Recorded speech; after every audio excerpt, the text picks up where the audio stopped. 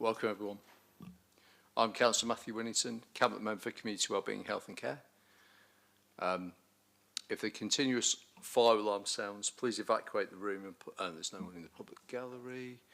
By the stairwells, do not attempt to use lifts. Because the ice rink, please assemble in the turning circle at the end of King Henry Street, just down there, past University's Park building. No one would have signed in. There's no press or public in the meeting.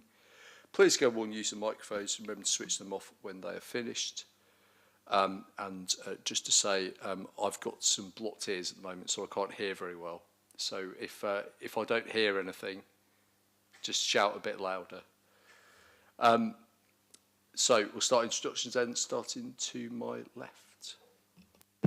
Anna Martin, Democratic Services. Emma Walker, Assistant Director of Public Health. Hannah Byrne, Public Health Principal. Helen Atkinson, Director of Public Health. Andy Biddle, Director of Adult Social Care.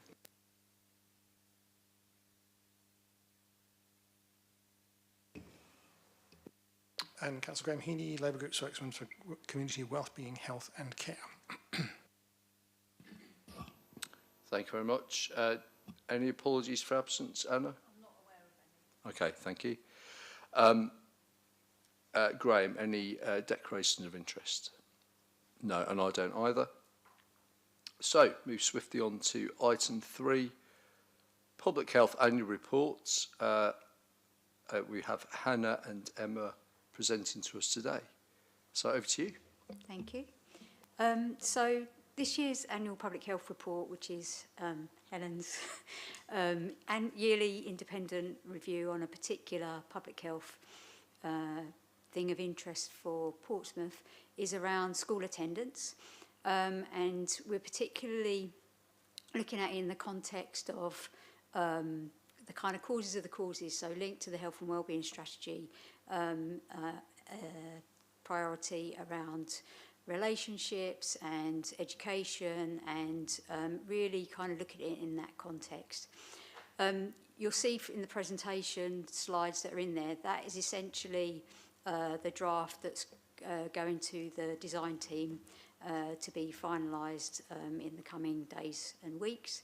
So I'm not going to go through that in any detail, but essentially what we've looked at is some of the literature around attendance, some of the key factors that impact on a young person or a child's likelihood of being a persistent or regular attender. And then some of the good work that's already happening in Portsmouth, and then kind of looked at some the kind of things going forward about what might be useful in terms of strengthening some of the things that are already happening. And then I thought it'd just be useful to share a short video of some of the thoughts from young people on the topic of attendance that we've been collecting over the period of this, and this is particularly from the young people from Unlock and their experiences of attendance in school.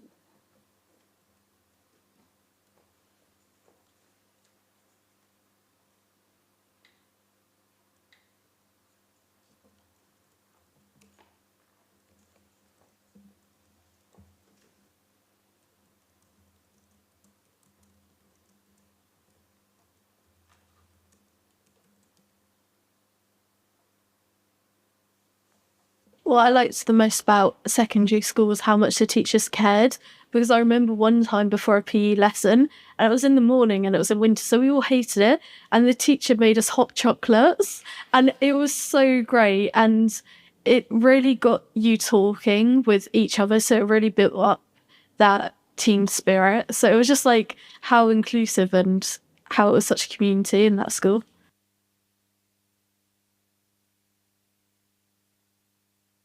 So it's not really talked about, but like the pressure of attendance is really like weighs an effect on students themselves. The guilt that you feel when you're not in because of the pressure that the school has put on you, you actually put pressure on yourself and actually make yourself more ill with dread and guilt, causing yourself to like burn out and stuff like that. And that's actually probably one of the main reasons when it comes to year 11, year 10, that people are like becoming sick because they're actually making themselves ill with how much they're burning themselves out with revision, with that pressure that the schools are putting on them. Discussions around attendance for my secondary school were definitely quite harsh. It was very much, if you're not in school, you're failing, and the more you miss, the worse you're going to do, which I don't necessarily think is true. I think there's definitely a caveat to that, and I think that taking time off to improve yourself is definitely very important. And yeah, I think there could probably be a more constructive conversation around attendance.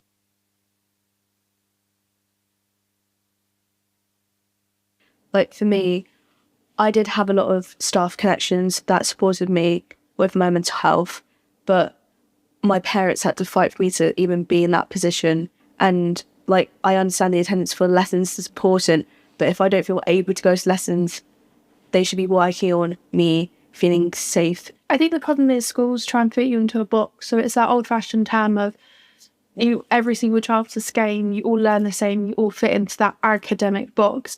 And I think the problem is mental health is still a fairly new term, especially in students.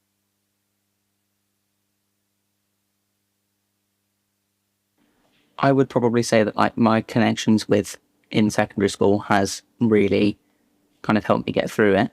I think that connections are really important, especially between pupils. Having your friendship circle and your support networks is really important. I think also having a connection with the staff means that you always have somebody you can go to if something ever goes wrong. Yeah, I think it's probably one of the most important things is having those support networks.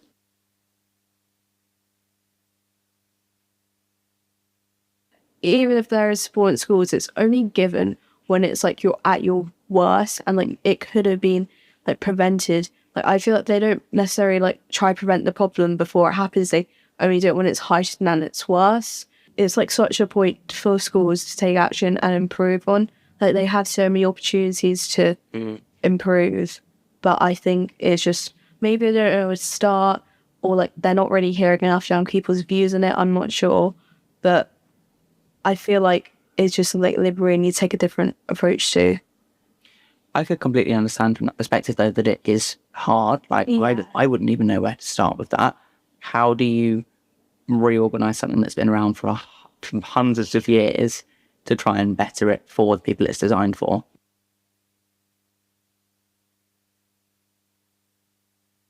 I think with early intervention in my school with secondary, I think like loads of schools don't even consider it because they don't realise how big different small things can impact.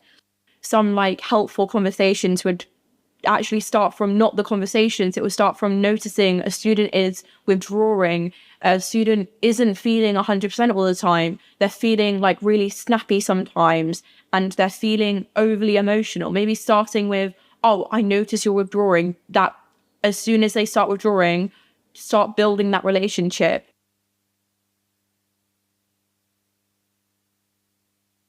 I just feel like it's really important to understand like your own needs and your own tasks, because I know personally like my teachers aren't mind readers. If I'm overstimulated, I'm getting frustrated because I can't read a word and stuff like that. My teachers don't know that. They don't know my tales, but I do, because you're the person that spends the most time with yourself. You understand yourself.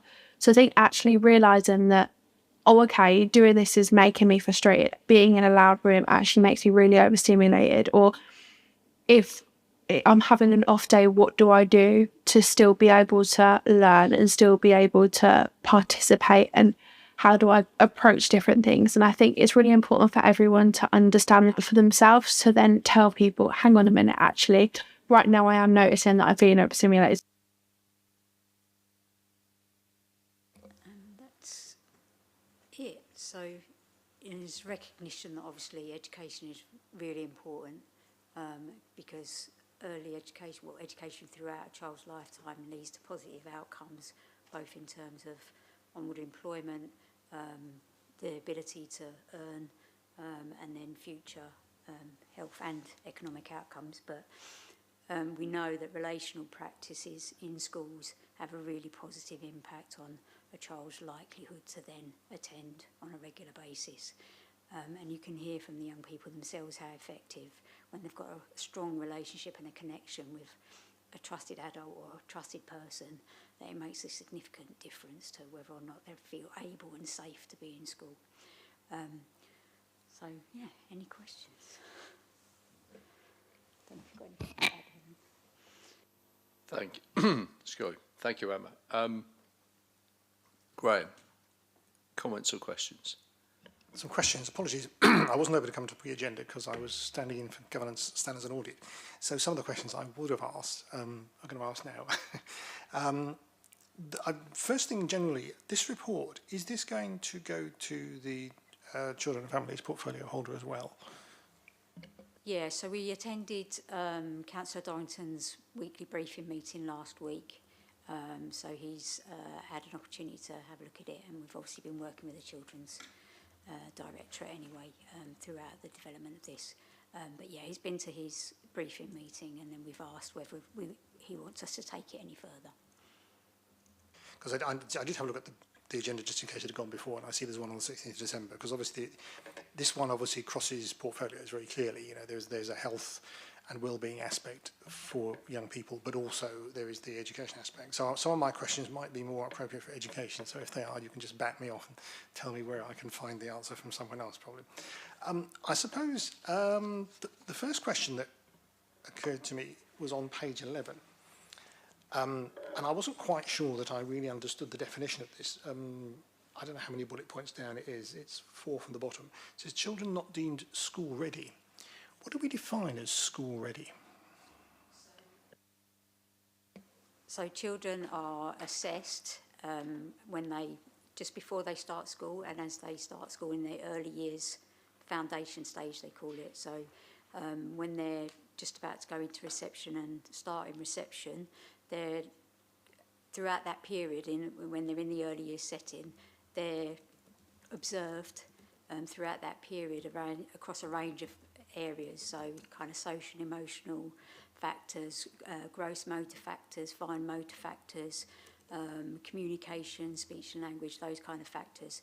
And at the end of that, they're deemed whether or not they're kind of ready for school. So can they deal with a social environment? Are they able to hold a pencil? Are they able to say a certain number of words? Are they able to toilet themselves? Are they able to eat? Those kinds of things. So it's not that it's more the physical behavioural, it's the social behavioural rather than learning as such. That's the main basis of it. Yeah, it does incorporate some learning and educational things, but it's quite basic. So there is some things around kind of able to recognise numbers and things like that, but it's fairly low level.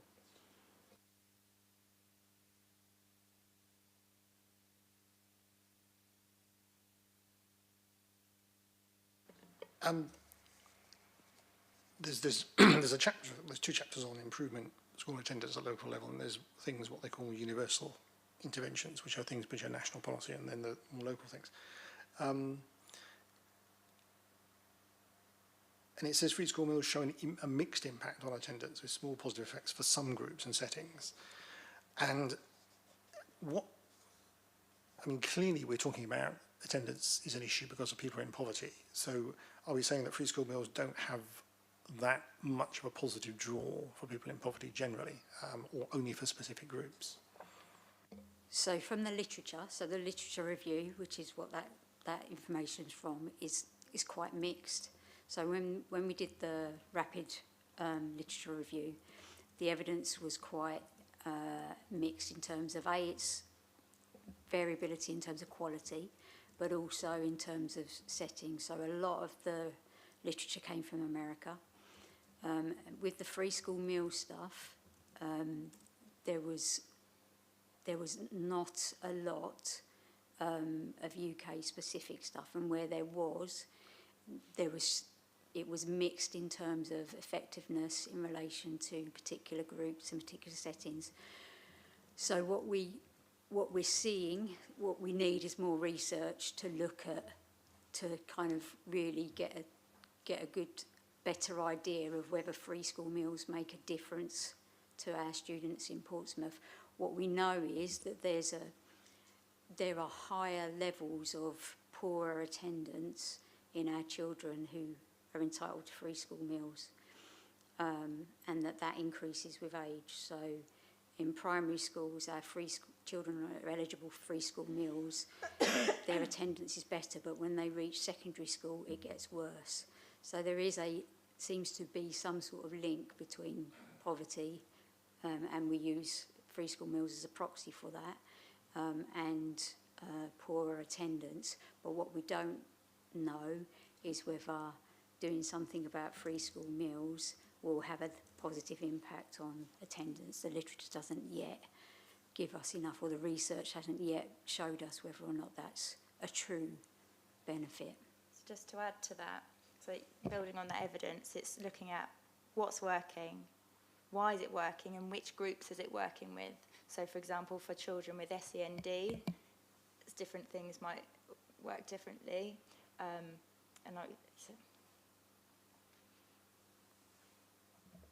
the other one that I thought was interesting was where it talks about incentives and disincentives, because we often use incentives to encourage and disincentives, i.e. sanctions. And it just says mixed results. So, I mean, there's not a where do you go, really. It's really quite difficult to work out where you go. Yeah, exactly. And this was the issue with a lot of the literature. But we know that, so, for example, fines seem to have a short-term effect in some cases, but don't necessarily have long-term benefits, and they work with some families but not others, and particularly don't seem to be particularly helpful with people that are already in poverty. And with persistence, absence. Yeah. So, and then for incentives, so we've seen some positives from, so for example, Lord Admiral Nelson School have been doing some work with a particular cohort of students, year 9s, that have been persistently absent, and they've been using some incentives around doing extracurricular activities, using vouchers with their particular young people, doing a lot of detailed, in-depth work around understanding, what some of the barriers were and what some of the things were, and that's shown some positive stuff, but we need to do some more kind of evidence-based work with them to unpick that a bit more. So I think, it's a challenging piece. And like we said before about why things do work, but also understanding why things don't work. So for example, if a child's got a long-term condition that's affecting their ability to come in and feeling overwhelmed, potentially hot chocolate won't do it, but it might do for someone else. And that sort of brings me on to my next question. When I read the report and saw all the various interventions, I sort of thought there seems to be two approaches. Do we try to narrow down the sorts of things that we do to very specific things that we think have broadly a good effect? Or do we, to use a phrase, let 1,000 flowers bloom, do lots of different things and maybe try interventions with certain children but not others, maybe with smaller groups? I mean, what's the direction that the work will go in? Because the trouble with doing the latter is that it's very time consuming and intensive, isn't it? To do lots of smaller projects of intervention with small numbers of children, it's very time consuming. But with a bigger organisation, if you can do something that maybe has 4 or 5 strands to it, that's much more efficient in many respects. So how is it going to go? The relational practice bit is a key one for me, which can be done across, and there are some examples of where, I mean, as a city and the Children's Directorate generally, they're embedding kind of relational practice at its heart, but they know that it can be better and they can do more, and there are some schools that have started to do that really well, but it's not consistent across. And so I think there's a lot of opportunity for us to learn from those schools that are doing it well and share across and look at how you can embed that. Because I think fundamentally what we've heard from young people, from parents and from the schools that we've talked to is that underpins everything. The relational practice bit is what seems to fundamentally be at the core of this. So I think that's one thing. The other thing is as the poverty proofing toolkit that we talk about in there, which is from Child of the North, that again is around a systematic kind of look at poverty within the context of the school and the wider community around that school. And there's something about how you systematically destigmatise poverty in the context of that, and how that then has an impact on your students and your families, that then connects with that relational piece. That doesn't stop you doing those smaller things, and through the grants that have been distributed over the last year, where you've started to see those pockets of small practice which we can help support through the HDRC, the Health Determinant Research Collaboration, evaluate more effectively. We can start to learn from some of those smaller projects as well. But I think those two things are a couple of key things that, if we could embed that systemically, would have a positive impact. I've got two more questions. The next one really is about listening to the video. I'm wondering how many schools do try to encourage people to talk about how to improve attendance rather than having things done to them, done with them. How many schools do that? And is it more likely to happen in secondary schools than primary schools? That's it. There are conversations with schools and their families. The Portsmouth Parent Board have articulated their key recommendation is keep talking, keep communicating, make sure that the families and the children feel seen and heard, and keep building trust. So I think whilst we don't know the level of how well that communications is going on or how effective it is, I think it'll be great to, as we share these recommendations, we can actually also share how schools can continue to work collaboratively, strengthen that collaboration going forward. Last question, you want me to direct me to someone else, but I suppose the missing dimension from this is what the children are actually taught in the education bit. How much does that influence whether people are keen to attend or not attend? But that's probably a question for a different portfolio and different people. But that's the sort of thing that comes to mind for me is, is what is going on in schools, what children are being taught and, to some extent have to learn. Is that a positive experience? Is it something that they value, or is this in some ways impacting on people's willingness to attend? And it's probably, a variation across the key stages as well. So because there's such a variation as they start school, different styles of teaching, the different numbers of the class, and then you see the variation, especially the drop-off of girls' attendance in year 10s and 11s as well. So that different experience for the different pupils and for different people, being in school can feel very different to them as well. So we recognise that some children do want to get out of class, some children do what they can to get out of class. Some want to get out, but they stay in because they mask, and other children really enjoy it. And it's why we see these different provisions in schools as well, different spaces. We're seeing some schools set up rooms that they can decompress. Just go out for 5-10 minutes. One of the girls, she got to go to a music room, but actually it's nice to set up little spaces like you might do at work. You go and have a quick cup of tea, gives you a moment to decompress from what you've just seen or heard. And I think it's different experience, different feelings of the school setting. I think the mandated RSH relationships, health, education is really good for the children, and they're using it and how they build it in throughout their school, which is why Ofsted look at how that learning of relationship and health is applied across school, which is helpful.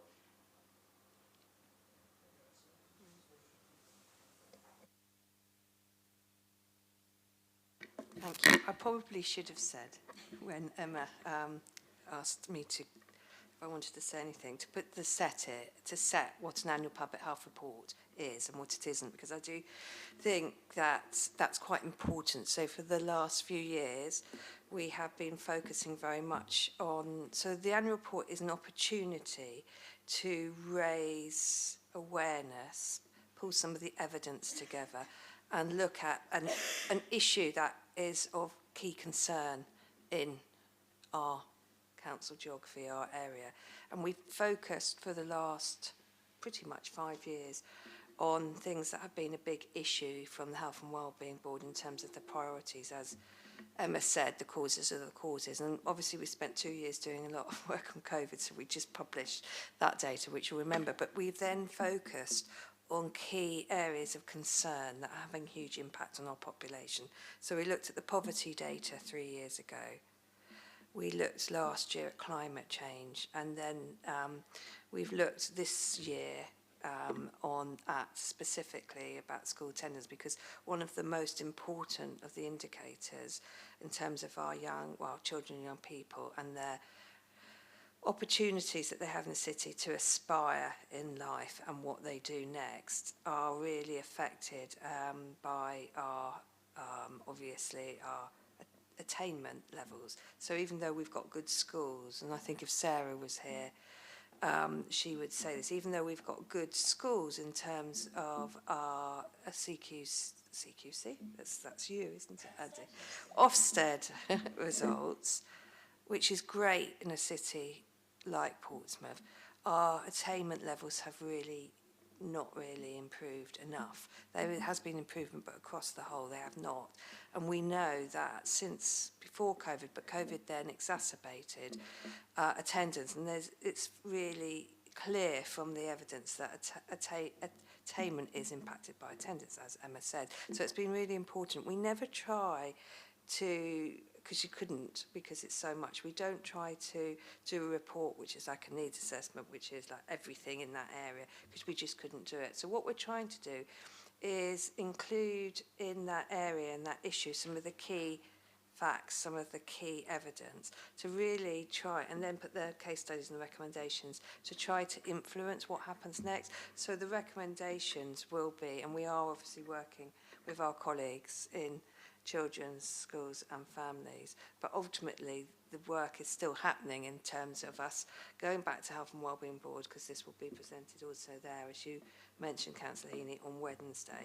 But it is then to have that further discussion, because it is about what education can do. It's also obviously about education being obviously education team in the council, but also schools, but it's also how we can work around, as Emma and Hannah have been talking about, that into, looking at the relational practice, how we can work with families. So this isn't, it's a point of time with those recommendations to try to do further work and further focus, because that's, this isn't going to suddenly change. We've got to try to inspire that focus and that change slowly, but it's not just, I just want to say, because this is important, it's not just the responsibility of our colleagues in education, schools. We've got to, I think it has, the whole point of Health and Wellbeing Board focus is that we all have a role and we can all work together to try to improve those aspirations and life chances. So just to put it in that context.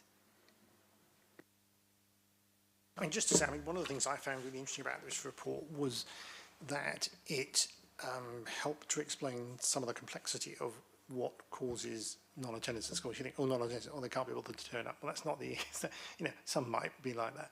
But to dismiss it, and there's often very simplistic solutions put forward about this, they ought to be stricter with them or whatever, make them come, And actually, it's not as simple as that. And this has been really helpful from my perspective to understand the complexities. Because although, for example, you've identified there, I talked about the free school meals thing. Whilst free school meals may not be a big driver in attendance, it has other positive benefits which we need to take into account as well. So sometimes, I suppose national politicians have to try and simplify things, but they assume that one thing will solve the problem. If we do that will solve the problem. Actually, it might have an impact, but it won't necessarily solve the problem. So being aware of that, and I think getting this out here and looking at the range of things that you suggested, you've shown that we're doing, but also that we need to explore further, is actually really useful. And the fact that you also highlighted things which are successful, they don't solve the problem overnight, but they do make things better. And we now know more about things that do actually work and make things better, which is good.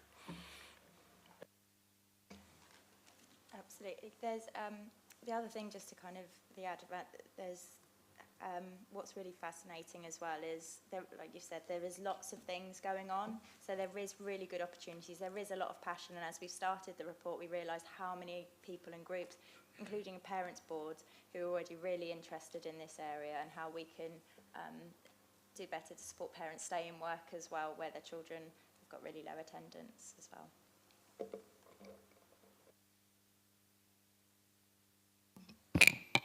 Thank you all. Welcome, Spencer. Would you like to introduce yourself and say if you have any declarations of interest? Firstly, apologise for my lateness. I was caught out by the Gunwharf Christmas traffic. Not that that's an excuse.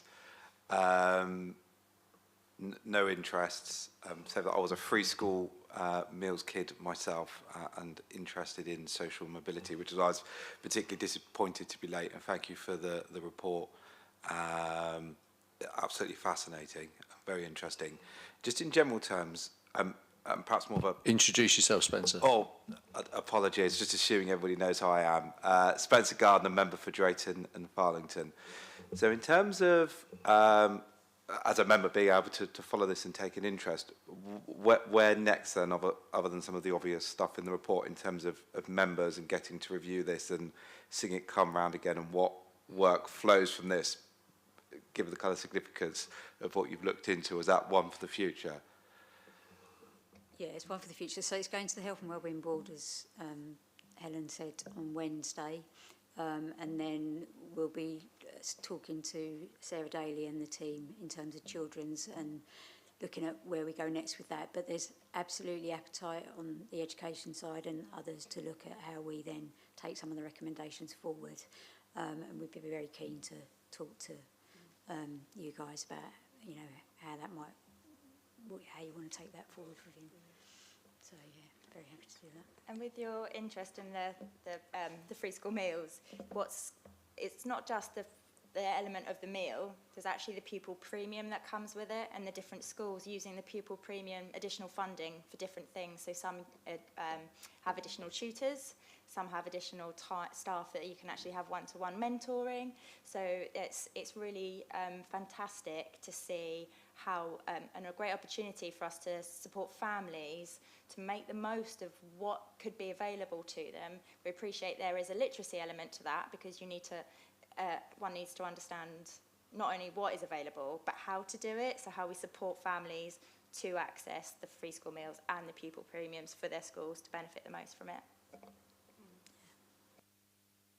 Also important to mention that because this fits into one of the 5 Health and Wellbeing Board priorities, although Emma actually said 2 and I think it is 2, but specifically around educational attainment, we bring 6-month update reports on those priority areas, and Emma and Hannah will be working with our colleagues in education to try to include, as we put the report out and continue to work with the Children's Family Schools Directorate, we will be trying to feed in some positive, or if things aren't going well in terms of the report recommendations, back in there through the Health and Wellbeing Board. So that will be every 6 months.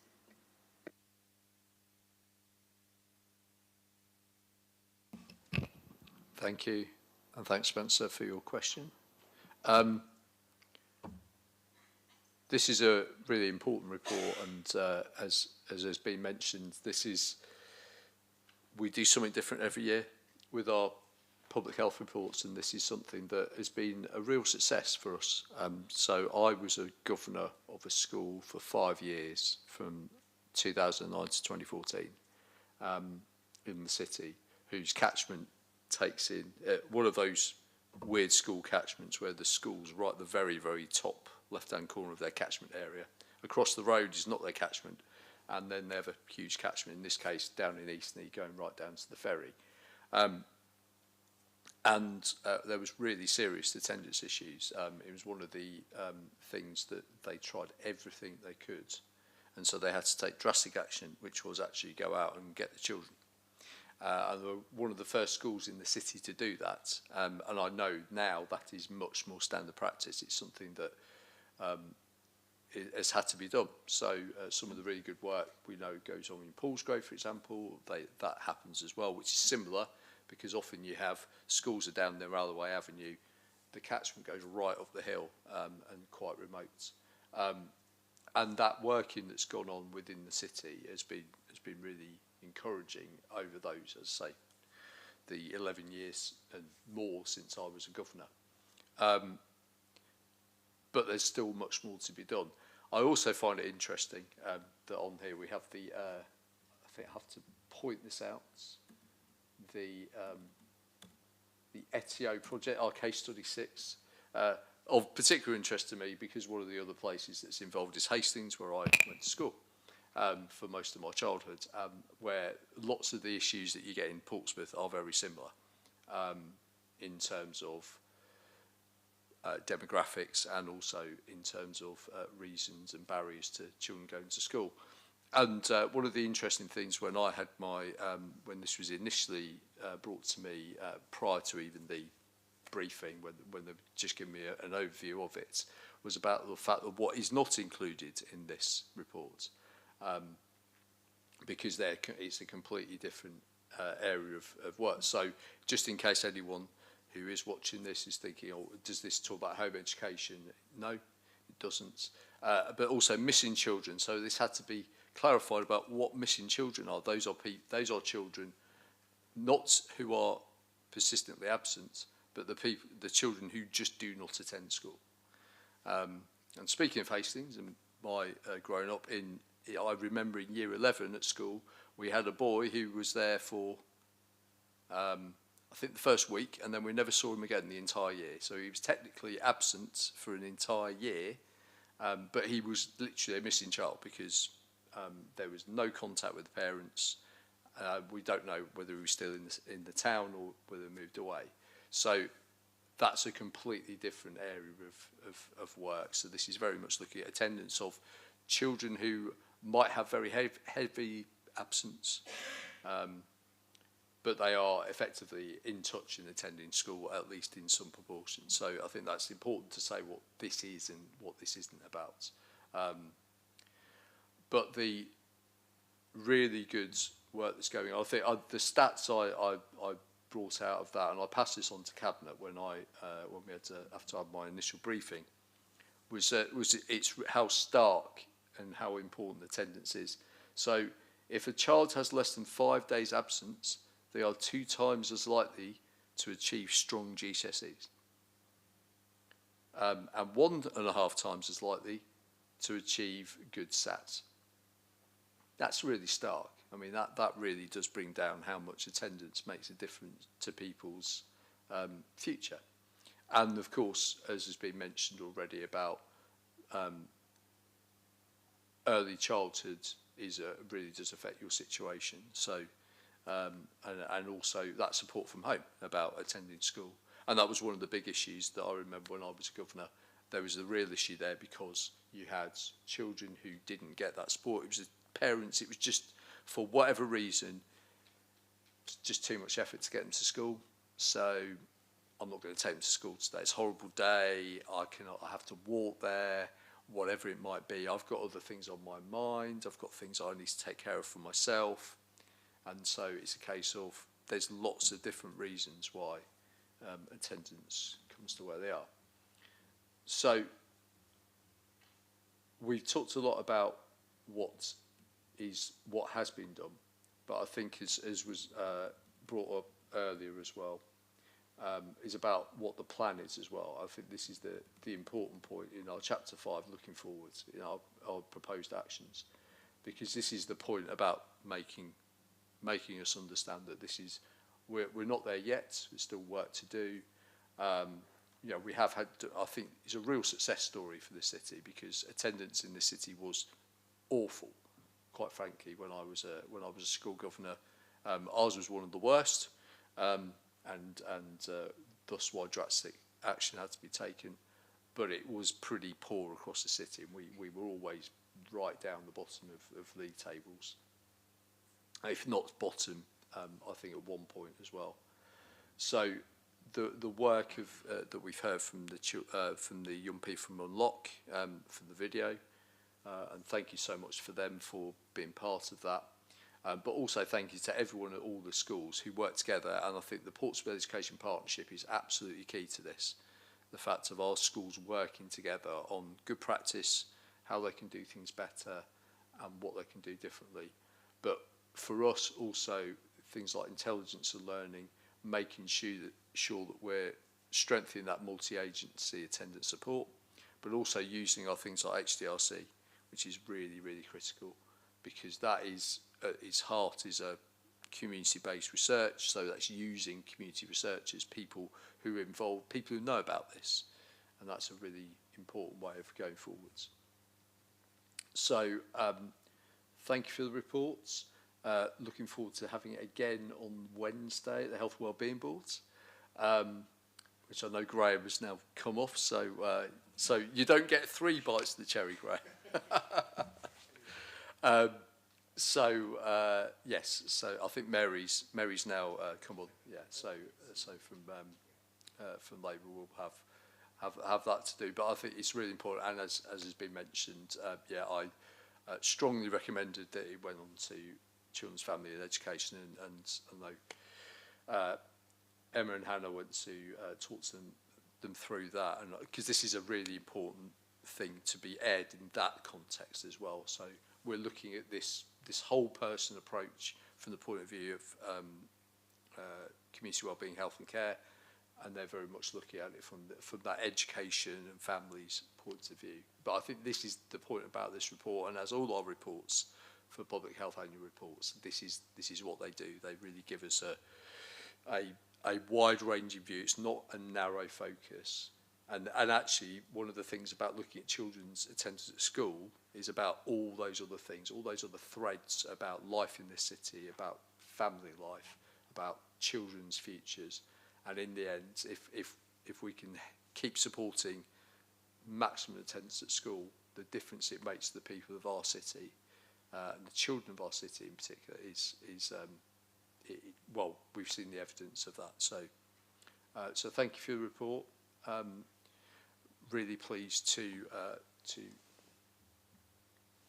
note it, as is that, but also really important that we acknowledge the work that's been done and everyone involved in it, and look forward to hearing it again on Wednesday.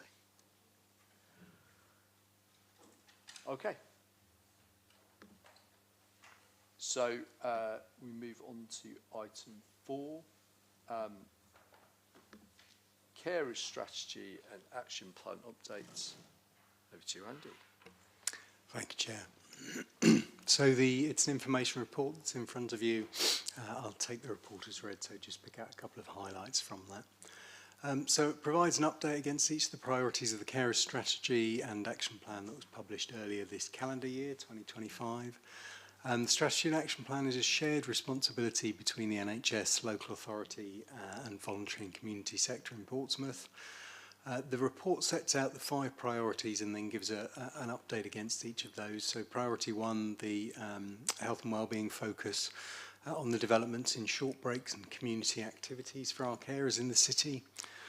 Priority 2, the support to live the life that carers choose, which sets out work on post-caring, carers leave, work and social isolation, or work to combat social isolation.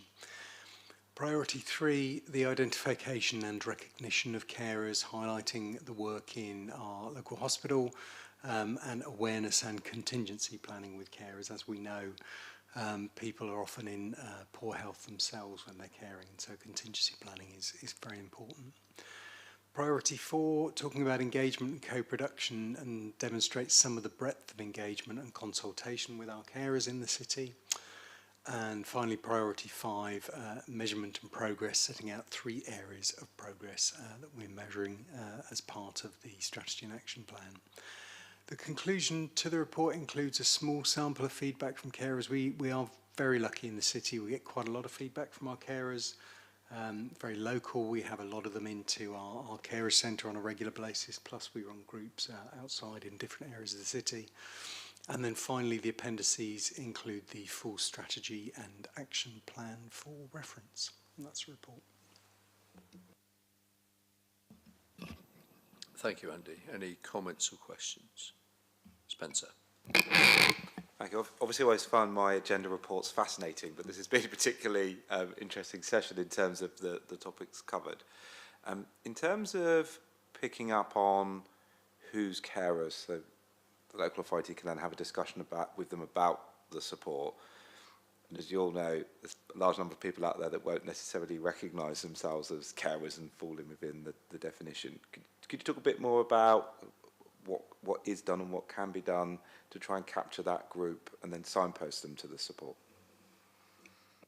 It's a huge variety of things, really, and you're absolutely right. A lot of people don't identify what they're doing as care necessarily, and so it's in our interest to identify carers. Not only because we've got a statutory duty, it's very clear in the Care Act that the cared for person and the carer have equal status in terms of assessment and support, but also because if we can offer support and help to our carers, we can maintain that situation, which is where the cared for person wants to be oftentimes. So it's particularly pertinent that the strategy and action plan is shared across all of the public agencies in the city and the voluntary and community sector. So there will be information in all of those places that all of those agencies have, focusing on the recognition of carers. An example might be if someone's using our central library, for example, and are accessing services there. If any of the staff over there identify that they think this person might be a carer, they'll be talking to them, handing them out literature or leaflets or digital links, depending how they interact with services and support. Our Carers Centre advertises itself. It's very well known within the city, particularly for our community nursing colleagues, for example, who would be going out and visiting people in their own homes. Pushing information with our domiciliary care agencies, another example of people that visit our residents in their own homes and would have relevant information about who they consider as a carer. And if they're identifying carers who are under particular strain, how can we support those kind of people? So I think any and all aspects of our public services in the city and our voluntary and community sector have the right information, the right literature, the right links, the right contacts, to be able to identify people who they think are carers, or just generally to offer that information and advice. I mean, there's also the passive stuff. So I don't want to overuse the library, but I know when I wander into the library, you've got a lot of information on the notice boards, a lot of information by the Hive reception that is there for people that are using that service and that can see those leaflets and that information. We also take referrals, so our GP colleagues, our primary care colleagues, if they're seeing people in their surgeries and are having those conversations that are identifying that some health conditions, longer term health conditions, might be exacerbated by the person doing some caring, that those primary care colleagues can refer to us, and we get a lot of referrals through primary care. So it's any sort of touch base within the city where we think it would be useful for people to have information about the identification of carers and how we can help and support. That's what we're after, really. It's helpful, thank you. Graham? Yeah, my caveat of earlier applies as well into those questions. I just noticed first when I started looking at this, the executive summary has 5 points. And in fact, when I looked at the first one, it said we will look at the provision of carers breaks. And I thought that one doesn't quite necessarily reflect what you actually say in the report, but also isn't quite as strong as the other ones, which is we'll provide and provide opportunities. And I wasn't quite sure why you didn't actually say something along the lines of we aim to increase the range and availability of carers breaks, because that's what you're doing, but it doesn't quite come, just looking at, just seems a bit sort of not so positive. And I don't know whether you are in a position to change it, but I just think it, compared to the other ones, it doesn't look quite as positive. So the other thing that I picked up on reading the report here and the strategy was the issue of carers in employment comes up on a few points, partly because of the legislation, the Care Leavers Act, and what it allows people to do, and so on, and whether people are aware of those rights, but also with employers. And I'm wondering if we are doing anything concerted to discuss with employers, one, what their responsibilities are, but how, you know, important it is to support carers in employment, because it can be a bit of an issue of tension, I suppose. You know, other work colleagues may resent the fact that somebody's taking time off, you know. So are we doing something with employers to try and positively promote the support for carers in any way? So if I take the first point first, I can't do anything about that because we published it, so apologies. But I think it's a fair comment. When we say look at we mean review the provision of carers breaks. We know that there is respite care, carers breaks for some carers within our community, but we can always do better. So I think that's the broad thrust behind that. In terms of working with employers in the city, we do have contacts within the wider city council, so we have our colleagues who work with development and employment. And in a similar way to talking about the identification of carers and having information and literature available in the right places, and we're working mainly through our colleagues who work with employers in the city and encourage employment and development of employment in the city. There's also something quite important about ensuring that our website offer is up to date, and we run a separate website for our carers service that we can populate and change and flex quite easily, that focuses very much purely on carers. So I think those are probably the two main areas that we're looking to engage with employers in the city. The legislation is an individual duty on employers. It's not just on public services. But we can always do more, I think. So we can certainly bring back some greater information, some wider information on that in the next time that we update through this report, because this we will update on this again because it's a strategy we're working on, and we'll need to assess how well we've met the actions that we've set ourselves. I mean, it came to mind that maybe working with the Shaping Portsmouth would be a way to do that, promoting what the responsibilities are and how, you know, carers need to be supported. So maybe that's something we could consider at some point. There was another element on there which actually came out on page 12. It talked about the assessment of carers, and it says most have been assessed separately from the cared person. However, 31% of carers had either been reviewed or assessed in the past 12 months. Is that because people are not seeing the necessity of any review, or, you know, they're resistant to having a review, or is it an issue of capacity to be able to do the reviews? What's going on there? How come we've got that figure there? It's very much within the gift of the individual. So whilst we will offer a review of support, a review of the assessment, update the assessment, whatever is relevant for that person, some people will say, I've got what I need, that's fine, I don't need to see you, whereas others will welcome that opportunity. We do monitor our review of carers services as part of we have a monthly governance board within adult social care where we look at a certain number of what we call key indicators. And one of those is where are we in terms of our reviews, our overdue reviews, for carers and for anyone else that we provide a service for. What the Care Act says is that there should be a minimum of review every 12 months, but good practice dictates that if you've got a situation that's more volatile or more subject to change, that you might want to review in shorter incremental bursts. So we are doing reasonably well on our carers reviews, overdue reviews. I think I might get this number slightly wrong. I think we had about 30 or 40 outstanding the last time that we reviewed those.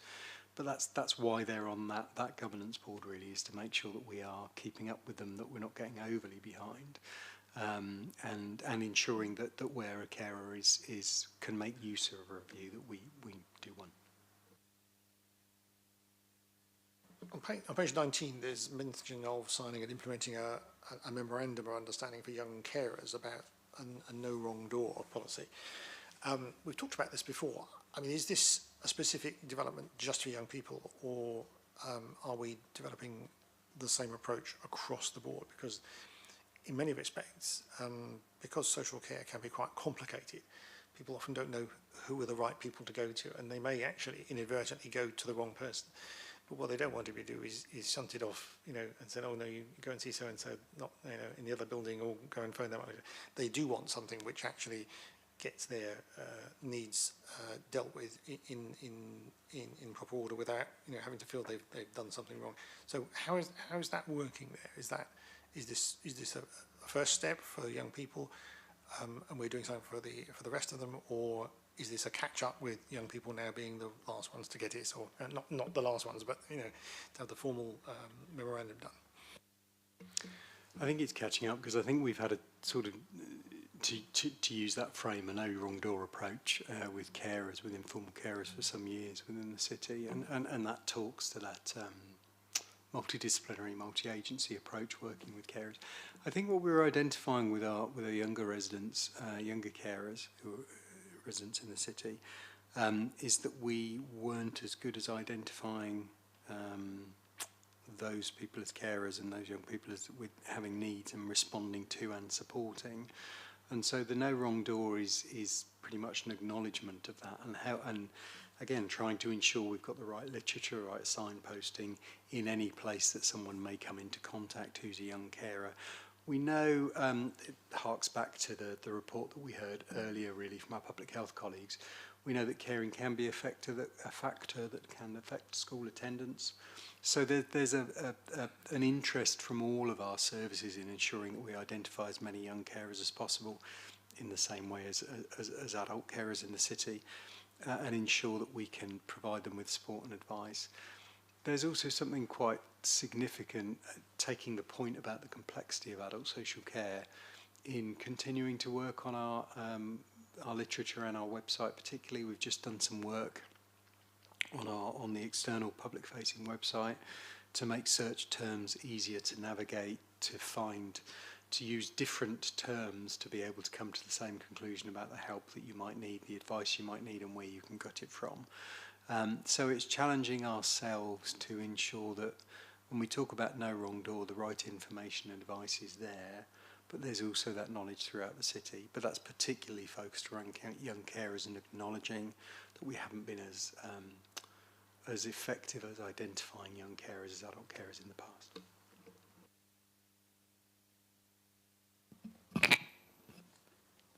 Thanks everyone for your contributions.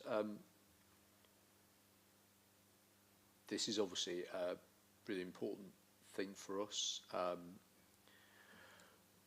We take great pride in the way that we work with our carers, and indeed about our carers. I've said on many occasions they're the backbone of our city, and this does make it one of the most important strategies we have at this council. I think I'll do the anecdotes, which I'm sure Councillor Horton is always happy for me to share, which is that she did not recognise that she was a carer, but her GP did, and it was the GP did the flag on System 1, the system that we currently still share with the local NHS. And as a result of that, she got a phone call from the carer centre, and they rang her up and said, hello Susie, we're here to help, and here to help and support you. And I think that's a key way that we work in the city, about supporting, as Andy said earlier, about supporting our GPs and our other agencies and other organisations around the city in identifying who are carers and making sure that they're linked in with the carer centre. And then the carer centre, if they know about someone, they will get in contact, sometimes unsolicited, which is the case in that context. Was she just got a phone call? It's like, oh, because the GP said, well, you're a carer, you know that, don't you? And she said, am I? and that's the way that that it should be, because a huge amount of people who are carers do not recognise themselves as such. And going back to Spencer's point earlier, because that's the key about if we can get to people in all contexts. And I think one of the things as well, Spencer, is when we have items around carers, etc., to the health and wellbeing boards, we do have the we have Shaping Portsmouth there, of course, our business who are there with our business community, and we also, of course, have the representative of the VCSE there. So we're talking about those for charities as well that work in the city, and obviously all the other statutory agencies that are around. So I think that's one of the key places as well for us to use the Health and Wellbeing Board as a way to effectively spread that good practice and identify those carers and bring in. Yeah. And there's links as well to business that Councillor Heaney was referring to earlier through Shaping Portsmouth in particular. Fab.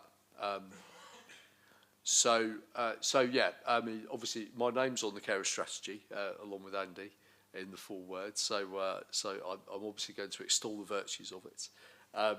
But I think that the important thing is that we take it forward, and it's not just a document. One thing I would say is that this is obviously a strategy we've got from 2025 to 2029, and we might not exist, or we are most likely not going to exist by 2029. And things like the carer service, we are unusual that we have an in-house carer service. We are unusual that we have an in-house carer service that has its own location in terms of having its own place, which is in, of course, at the top of Francis Avenue on corner with Orchard Road. And it's one of the things I most fear with the seemingly incoming deficit that the new authority we would become part of would have, that it might be something that might well be downgraded. I do know that statutory to have a carer service is a phone, it's someone on the phone. You have a number, someone, you can have an answering machine, as long as someone answers it and replies to people, that's it, that is a carer service under statutory responsibilities. And we know in some parts of the country that is the carer service. And I don't want us to get to that point, but the future is uncertain, like with lots of things, and our carer service and the way we work with carers, the way we co-produce with them, if something did happen, we had to downgrade or whatever, I know that we would have good support from people like the Hive and other organisations as well. It could even be things like Shaping as well, and others that we could maybe have to do something which is a bit more ad hoc, a bit more working together. But I do think we've got a really good service, and we know what a difference it makes with carers, because, as I say, backbone, and if they don't get the support they need, then that can be really devastating as well, not just for the people they're caring for, but of course for themselves as well. So this is an important strategy, an important action plan, not just for us to have for us now, but also for us to say to any other people from our surrounding current authorities that would be coming, for us to say this is worth investing in, because as has been mentioned before, less than half of the councillors in any new authority would be from Portsmouth, because we would be outnumbered by ones from outside, so ones who are not used to this kind of service. And I think we have to impress and use this kind of work to say this is what good looks like and this is what we have to do. So I commend the strategy and the action plan update, and we'll continue to work on that. But we'll also be doing that work as things do progress, working with about how things work in our neighbouring authorities, because of course some things it's actually the districts and boroughs do a bit of work as well in terms of carers, especially on the more social sides, the cultural and leisure side, etc. So it's something we can adapt and use. But I think, like with a lot of the stuff we do in the city, which is really well thought through, is co-produced, is doing things together. the amount of feedback on this, again, we've had in terms of interaction with our carers, I think is really good. And we do get some honest feedback. I went to the carer centre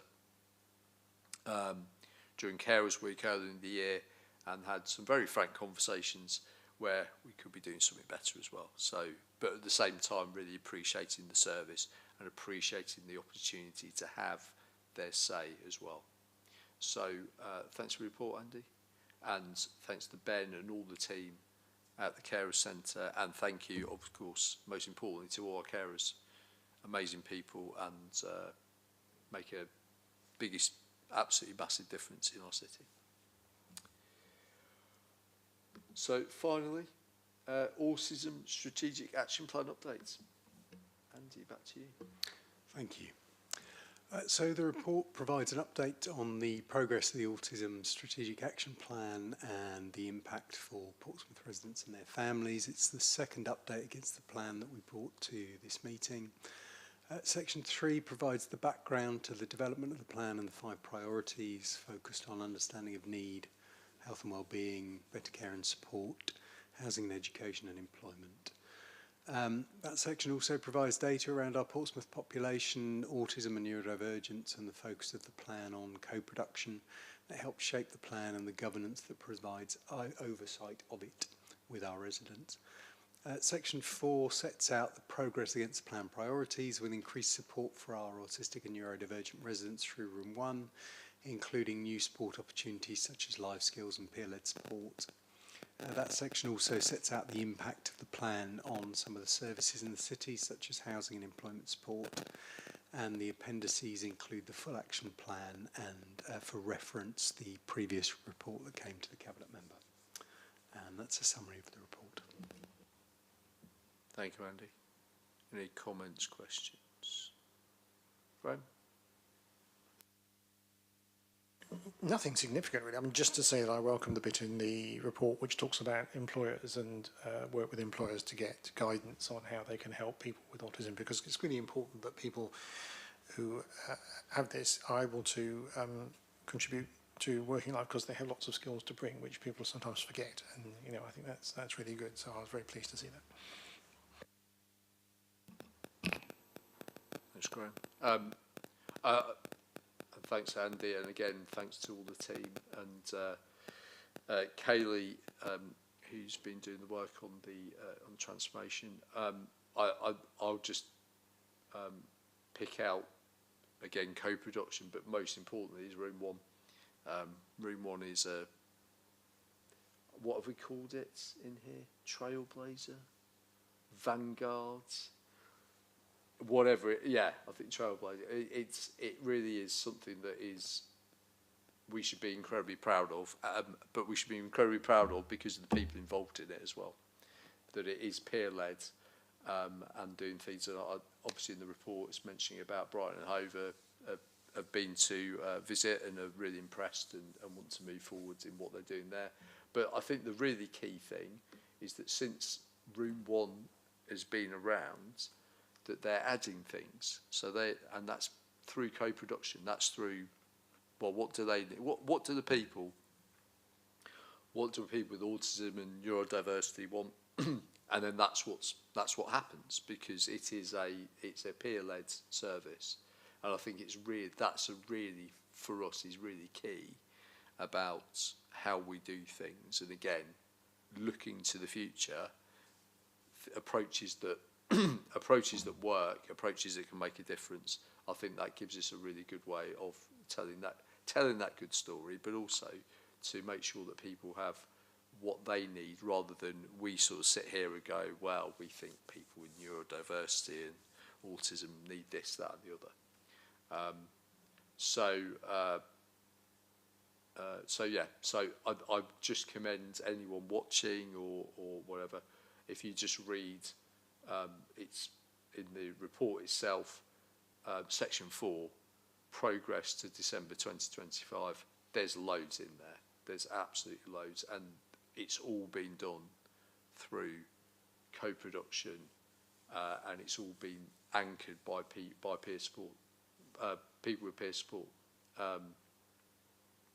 and so Graham mentioned that bit about employment support, massively important, and the job centre plus referring people to Room 1. So when they're having those discussions and they know about it and they refer on, and that's really good because that's a two-way process. It's also people in Room 1 saying, yeah, we can get you support at the job centre. So, yeah, and of course I always say as well as my old colleagues at Job Centre Plus, disability employment advices are amazing, and the one job in Job Centre Plus no one ever wants to leave, because it is the most rewarding of jobs, and that can be amazing. Again, and they do fantastic work, and they are incredibly supportive for people with all kinds of disabilities and things like neurodiversity and autism as well.